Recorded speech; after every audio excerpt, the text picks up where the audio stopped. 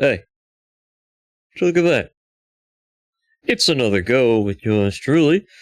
Hello, ladies and gentlemen, and other individuals who may or may not be from this realm of existence. My name is Connor Shank, and today we're going to get right back into it with another episode of Connor Talks Games.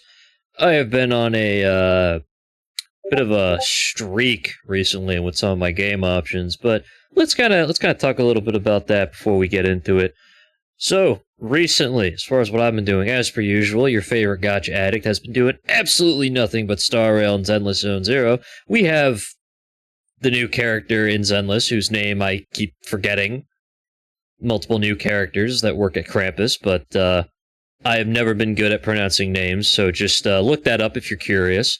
We have the Dahlia come into Star Rail, and I can already feel my wallet crying out in abject agony at having to now spend more money on that game. Actually, nah, I'm a free-to-play, and I'm still going to keep it that way, baby. But on top of that, I've actually been continuing my playthroughs on some stuff. I've getting around to finally finishing Oblivion. Just wrapped up the Fighters Guild arc, and we're currently looking into getting the Mages Guild Association to take me in. And then I have to have the time-honored debate of figuring out whether or not that I will be saying the Thieves Guild questline is better than the Dark Brotherhood questline. Although, so far, gonna be frank, I'm enjoying the Dark Brotherhood questline more. Now, of course, I've decided to kind of try out some new stuff as well. So, recently a buddy of mine was like, hey, Connor, there's this game called Gigabash. You should try it. And I'm like, what's it about? He goes, Big Monster beat Big Monster. And I go, I played Godzilla Destroy All Monsters when I was growing up. I'm gonna take a look at this. And then I saw it, and it was on sale. And I'm like, you know what? They have Godzilla. I like big monsters. I like it when monsters attack other things. So you know what? Take my money. Take all my money. And here I am, beating the crap out of things. As far as who I main in the game, that's a little difficult, because on one end, I do really enjoy King Ghidorah. There is something to be said about 3 big-ass beams of death being shot at your opponent. But at the same time, Destroya is funny, because Destroya, quite literally, picks up your opponent and throws him halfway across the map. And yes, his block ability allows him to grab you as a counter, heal, and then throws you again. It's not fun to deal with that. I can speak firsthand. I was playing a match with my buddy. I was playing somebody. I don't remember who. It's been a while. But my buddy was playing Destroyer. And you know what he did that entire match? He just picked me up and threw me around. And to my knowledge, I don't know how to counter that. Because I'm still trying to figure out on the roster how to do anything aside from hit thing with big stick. And believe me, there's a lot of big stick hitting. But, you know, just fun, mindless game, and I've been enjoying playing it. Recently, as well, because Helldivers 2 actually just got the optimization update, which means that I don't have to have 150 gigabytes free. Something about partition disks with the HDD drive, I don't know, I'm a producer, not a damn scientist. Well, 20 gigabytes later, and they added the new, funny, what is it, the volcano map. Now, it's fun. I mean, it's alright. I don't mind it. It's not like a lot to really sink my teeth into, though. It's just the new area, and actually, no, the Platinum mission, where you have to load the bars in on Super Helldive, that's actual pain. Seriously, there's nothing more annoying than when you're trying to drop, and there's just 2 Factory Striders and 3 Hulks on you, but I digress. I was kind of surprised we didn't get the Redacted Legion, though, because, I mean, it's just based off of the trailer, or, well, not even the trailer, actually, just the leaks and the fact that we were on the new map. We got the Python Commandos, I think it's called, the one with the funny chainsword and the big-ass Gatling gun that proceeds to tear everything apart, which is also fun, but, you know, it's like, what am I going to do with this on a lava planet? The correct answer is run in a straight line and shoot everything. And there's also the new backpack rover, which is the hot dog, which has the flamethrower on it. Pretty funny stuff, but, you know, I like it. I'm shooting things. But, because I had free space, and I've been meaning to get back into this game for a while, because I'm a massive Warhammer nerd, I said to myself, Connor, you gotta go play yourself some Dark Tide. So I haven't played that game since like 2024, and the last time I even really looked at it was when the Adeptus Arbites got added, who, for those who are uninitiated into Warhammer lore, Judge Dredd on steroids, the angry police people. Fun fact, Deranged Batman is a personality option if you choose to play as one of those guys. But recently, they added Hive Scum. Now, you might be asking yourself, what's a Hive Scum? And I'll tell you what a Hive Scum is. Picture every single possible high crime-ridden city in America and douse it up to 20 and give them dumpster diver weapons. I'm talking homemade bazooka. 2 freaking toothpicks with the shivs. Double hand weapons. And drugs. So many drugs. An unfathomable amount of drugs. Seriously, like, oh my god, drugs everywhere. And there's even a ability for chem dependency, so the more, like, doped up you are, the more damage you deal. But it's fun. It's like a glass cannon class, excuse me. So you're just kind of like running around shooting things and just typically speaking having a good time. But, you know, that's all fun and games. Now, you might be asking, like, what's the meat of today's episode? Well, I'm going to tell you. I think because the Game Awards, if I remember correctly, are happening on December 11th, and I'm just going to double check that information real quick to be safe. Because, you know, I don't want to be called out in the emails again by people. Yeah, no, December 11th. Aha! I was right. Let's get it, gamers. We got a pretty stacked roster this year, and I figured it'd be fun to just kind of look at all the categories, go down each one, maybe talk a little bit about what's kind of going on, that type of thing. So, all right, let's see here. Let's start with the big one. The game of the year. The game that delivers. Recognizing a game that delivers the absolute best experience across all creative and technical fields. I am looking at the website, so you might hear that quite a bit. Well, I mean, got Claire Obscure Expedition 33, Death Stranding 2 on the beach, Donkey Kong Bonanza, Hades 2, Hollow Knight Silksong, and Kingdom Come Deliverance 2. So, right out of the gate, I mean, Death Stranding, Donkey Kong, Hades 2, Kingdom Come Deliverance 2, I imagine all very fine games. Death Stranding, it has a baby. Donkey Kong Bonanza, you get to hit things. Hades 2, it's Hades 2. And KCD 2, Henry, I'm Hungry. All those fairly fine games, I imagine, but Claire Obscure Expedition 33 literally showed up out of nowhere and blew up the water, and Hollow Knight Silksong took down all the major stores and sold, like, 20 million copies within the first week or something like that? It's one of the most anticipated indie games, I would even dare to say, of the decade. So, I could really see it going either way. Now, you might be asking me personally what I would think, and honestly, again, I'm just happy with either one. Both magnificent games, built by teams that cared and developed their craft. Although Expedition 33 kind of got me acting up with that music, but at the same time, every Saturday, me and my roommate have been playing Silksong, and, man, I think the Weaver boss fight, that was fun. I enjoyed that. I enjoy me some Metroidvanias. But, you know, give Team Cherry some credit. They absolutely nailed it out of the park as a 3-man team, and it would be awesome if they would win, but at the same time, Claire Obscure Expedition 33, keeping it alive and showing people that you don't need a massive AAA budget to be able to make something amazing. Sandfall Interactive and Kepler Interactive definitely hitting the nail on the head there. So I definitely hope that, all things considered, one of those two gets it. Be very surprised if anything else gets it, though, because, like, seriously, that is insanity. Alright. But let's see, alright, what we got next? Best Game Direction, awarded for outstanding creative vision and innovation in the game direction and design. And, again, we got Claire Obscure Expedition 33, Death Stranding 2, once again on the beach. Ghosts of Yote. I think I'm saying that right. I'm absolutely awful with languages, and it is an absolute miracle that anyone can understand me. But that's besides the point. And Split Fiction, followed by Hades 2 again. Direction. Well, that I think could go to Death Stranding or once again Expedition 33, but I'm gonna write in Ghosts of Yota as well. I think that's a safe bet across the board, one of those three. Hades 2 possibly, but I imagine it'd be an upset. Split Fiction, I heard a lot of good things about it. I just don't see it being able to compete against the heavy hitters.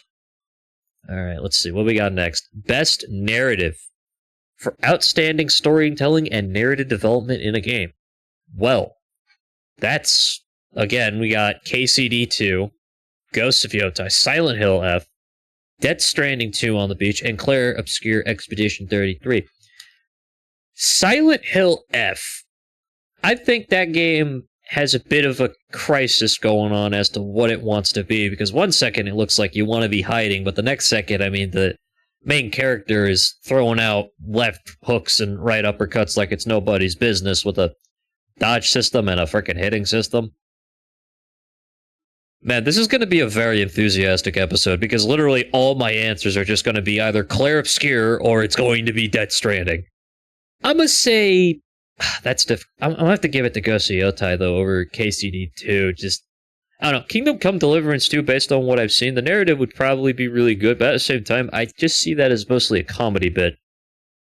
I mean, like, High Intelligence Henry is just peak. He knows more about the church than the person who asks him if he's a witch if you build it correctly, and he's sassy as hell. But again, I'm absolutely excited to see what wins it. None of the... Oh man, it's so stacked this year though. There are so many good options. Best art direction. Damn it! Alright.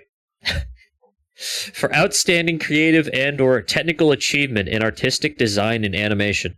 Again, Claire Expedition 33. It has some awesome art. The areas are open. The environment is cool. The main characters have a lot of flash. The parry animations are sick as hell. And some of the bosses do a lot of stuff. I could see it going to Death Stranding as well. Hades 2 had a very stylistic one. We have Ghosts of Yotai and Silksong again. I don't think Silksong would actually win this one, though. It is, visually speaking, a cool game, but as far as creative or technical achievement, I think that would go more towards Expedition 33. Now let's, Game Awards this year, ladies and gentlemen. Claire Expedition 33 or Silksong? Place your bets. Best score in music. Claire Expedition 33, hands down. Hands down. Globus theme? I love it. It goes hard. It goes hard. Lauren Testard, I think that's how you say that. Probably should have double-checked my pronunciations before I did this, but we're freeballing it right now. So we gotta do what we gotta do. I haven't heard Hades 2, so I can't talk. Heard absolutely nothing about Death Stranding, and I've not paid attention to Ghosts of Yotai either. But, hey, we'll make it work. We'll make it work. So anyways, what's next? The best audio design. Oh, that's difficult. And we do actually have a new runner-up in recognizing the best in-game audio and sound design. Battlefield 6, I do like how it sounds when you're in a gunfight. All the, like, the noises, the bullets whizzing past your head, the aircraft buzzing above, and just hearing the missiles before they strike your position is always a certified classic. Silent Hill F, I think there might have been a couple of things, but I could see that once again going to Death Stranding or Expedition 33. It might look like I'm skimming past Ghosts of Yotai quite a bit. I don't know too much about it, but at the same time, I've heard mixed things about it. Might be more positive than negative, but it is made by Sucker Punch, and I do know that Sucker Punch did some good stuff with Infamous. Kind of hoping we get a new Infamous game, not gonna lie. Second Son was pretty cool, and 1 and 2 Infamous were pretty great as far as gameplay is concerned. Not really much like it at the time. Best performance. And 3 of the... Oh my god.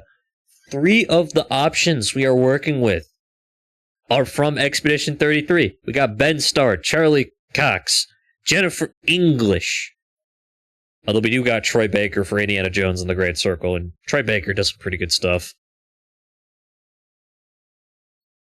I am not great with these names, but I will try my best. So for Ghost Fiote, we got Erika Ishii. I think I said that right. Konatsu Kato for Silent Hill F. I imagine they are skilled people in their own right. They have 3 people from Claire Expedition 33 riding in here. Oh no. I could see it really going to any of these, though. I mean, I imagine their performances were all phenomenal in their own right. Innovation and accessibility. So, recognizing software and hardware that is pushing the medium forward by adding features and technology and content to help games be played and enjoyed by an even wider audience. So, I saw Doom the Dark Ages in here, and I actually did not know why it was in there, but that's actually kind of goofy. Assassin's Creed Shadows, that's I think it did some stuff. South of Midnight and Atomfall. So I actually don't know anything. EA Sports, by the way, FC26. But I don't know anything in regards to how these games kind of push the envelope as far as accessibility is concerned. So instead, I will reminisce a little bit about when I was still doing the radio talk show for Berkshire Talking Chronicle. For those of you who don't know a bit of lore, before Connor became the amazing host for his own podcast you see today, I volunteered for a radio show broadcast back at home for the Berkshire Talking Chronicle, which specialized in accessibility for disabled individuals. And one of my first episodes I ever did was in regards to individuals that pushed the envelope and didn't let their disabilities kind of get the better of them. So, for instance, Rocky No Hands, he was a quad paraplegic who had a breath controller, I think it was the Puff something, which allowed him to get triple kills in Warzone, Fortnite, like the whole 27 yards. Really pushed the envelope on what it meant to be a competitive gamer in that field. There was also this game that focused on you are a blind princess that specialized, well, not really specialized, but had to learn how to defend herself because her kingdom was falling down and you had to run away. The entire point of that game was the screen was dark and you had to use audio cues to figure out how to avoid attacks and or do certain things. Just a good time. And for any of those listeners who did come over from that previous thing after I finally got this all up and running, thank you. You really don't know how much it means to have people who listen to this garbage. Except my boss. My boss does amazing work. That too. So anyways, I have no idea what I want to win for this one, so we'll just go to the next one. I don't know anything about that. Games for Impact for a thought-provoking game with a pro-social meaning or message. Wanderstop, South of Midnight, Lost Records, Bloom and Rage, Despolete, and Consume Me. Despacito? No. I haven't played any of these games, so I can't really speak. So instead, I will say... Yeah, Wanderstop looks kind of neat. Let's put our money on Wanderstop. I don't know anything about that game, but it looks cool. Best ongoing. All right, now this I can speak a little bit about. So we have good old-fashioned Final Fantasy, Fortnite, Helldivers 2, Marvel Rivals, and No Man's Sky. Award to a game for outstanding development of ongoing content that evolves the player experience over time. Well, that's... For me, personally, it would either be between Helldivers or No Man's Sky. Because I do not know enough about Final Fantasy XIV to make an educated call. Fortnite, it's Fortnite, but I'm not super crazy about Fortnite. And then we have Marvel Rivals, which, another game, but I don't know much about that. But for me personally, I know a bit about Helldivers 2 and No Man's Sky. No Man's Sky, one of the most legendary examples of a game that has made a comeback. There is so much content in that game that was promised at launch that didn't come. And then Hello Games proceeded to do the biggest 180 I've ever seen in my life to bring back. Helldivers 2, something similar. Although, if I had to edge it out, I just have to give it to No Man's Sky. I mean, it's No Man's Sky. It's a game that broke the envelope on what it means to have a game that comes back hard. So, honestly, I'm hoping that gets the best ongoing. But let's see what we got next. Best Community Support. Recognizing a game for outstanding community support, transparency, responsiveness, inclusive of social media activity, game updates, and patches. Baldur's Gate 3. Baldur's Gate 3. Just, I don't need to say much else. Just Final Fantasy 14, Fortnite, Helldivers 2, No Man's Sky. All neat games. Baldur's Gate 3. Larian Studios. Please, win again. Show up on stage with plate armor. Again. That would be awesome. I'd pay to see that if it weren't so much money to go to the Game Awards, because I am a broke man trying to get a game job. Oh, the humanity. Anyway, best independent game. Ooh. Oh no, this. Oh god. Okay. Silksong and Claire Expedition 33 once again. Independent games. Hades 2. Blueprints. Ball X Pit. Absolute. I have a friend who wants Blueprints to win a single award. The issue is Blueprints is competing with, I think it's either Silksong or Claire Expedition 33. And that is already going to make it annoying. Now, I have actually played Blueprints. It's a fun little kind of game where the map changes every time you do it, in which you have to get to the end, and there's a bunch of puzzles you have to do. You will lose sleep. The person in question who I'm talking about has spent over 100 hours on that game, and they have about, 27 pages worth of notes. I just raw dogged it. Didn't write notes or nothing. And I did alright. They told me I was insane, but honestly, I'm a producer, and I'm just kind of used to that. But I kind of want to be nice for them, so we'll hope Blueprints gets it. It's a fun little game. Best debut game. Alright. Man. We got 3 heavy hitters here. And we also have Despelote again, but it's competing with quite a lot, so I don't know if it'll be able to stay a chance. But we have Blueprints, Expedition 33, Dispatch, and the previously mentioned one. Man. How... Ugh. For me, it's got to either be Dispatch or Expedition 33. Ad Hoc made Dispatch, and Dispatch is... I mean, it's not like a really super gameplay intensive experience, but it's just like a nice, good feel story about superheroes from people who worked at Telltale, which were the creative heads behind The Wolf Among Us and also the Walking Dead series of games. So they definitely know how to tell a good story. But, man, Expedition 33 was an independent studio that came out of nowhere and just absolutely blew it out of the water.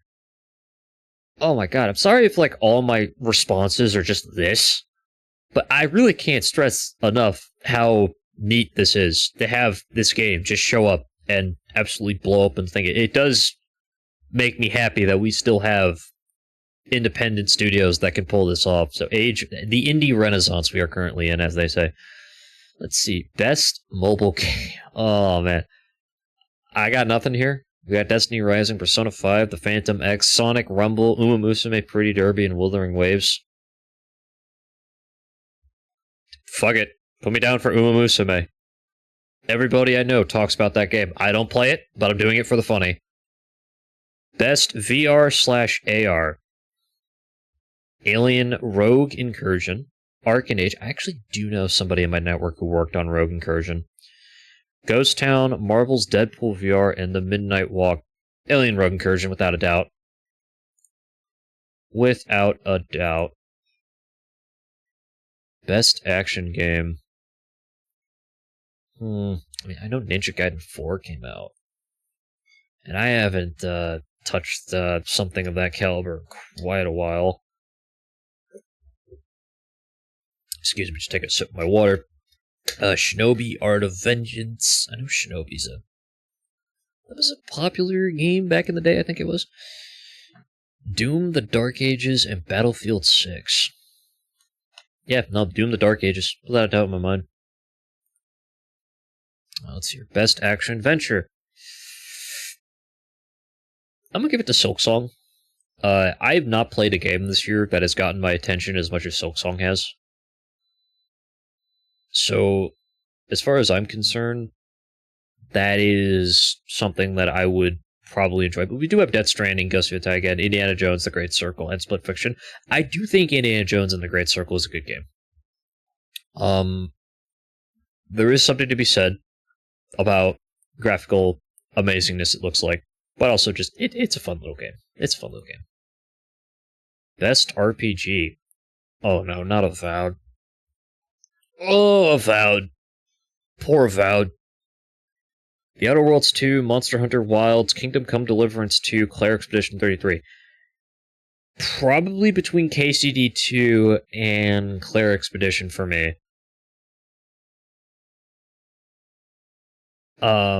Rich player character customization and progression, including massively multiplayer experiences. So, yeah, I mean, the progression in KCD does feel like a proper RPG. Expedition 33, same thing as before. Haven't played Outer Worlds, haven't played Monster Hunter Wilds, and Avowed, I heard nothing good about, so the dungeon you go. Best fighting. I don't play any of these. I don't play Virtua Fighter 5. I don't play Mortal Kombat Legacy. Don't play Fatal Fury. Don't play Capcom Fighting Collection 2. And I don't play 2XKO, which is the League of Legends fighting game. You know what I do play? Blaze Blue.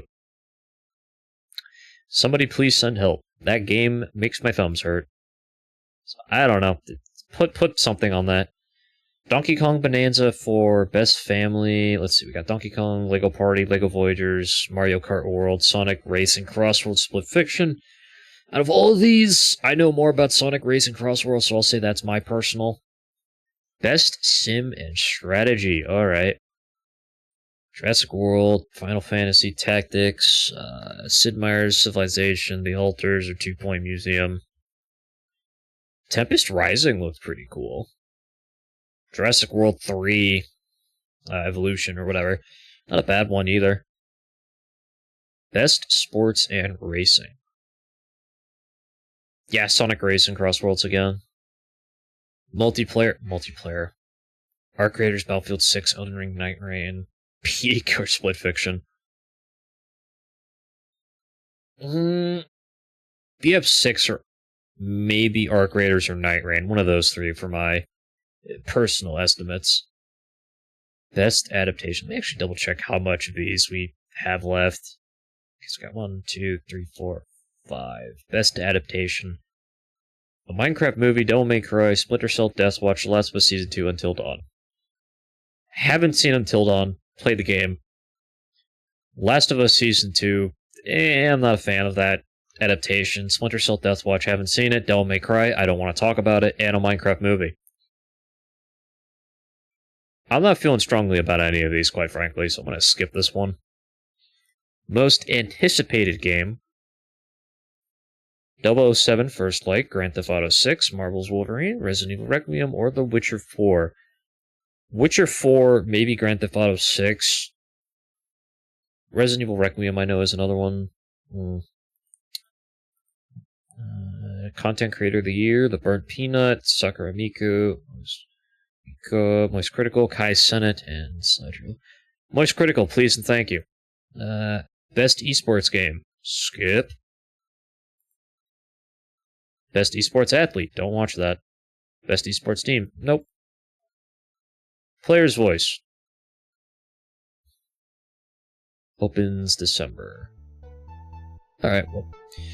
thank you all for deciding to listen through my predictions, estimations, and nominations for this year's Game Awards. I certainly hope that one of the two mentioned wins Best Game overall. But I appreciate you all for listening, and this is Connor Talks Games, and I'll see you all next time.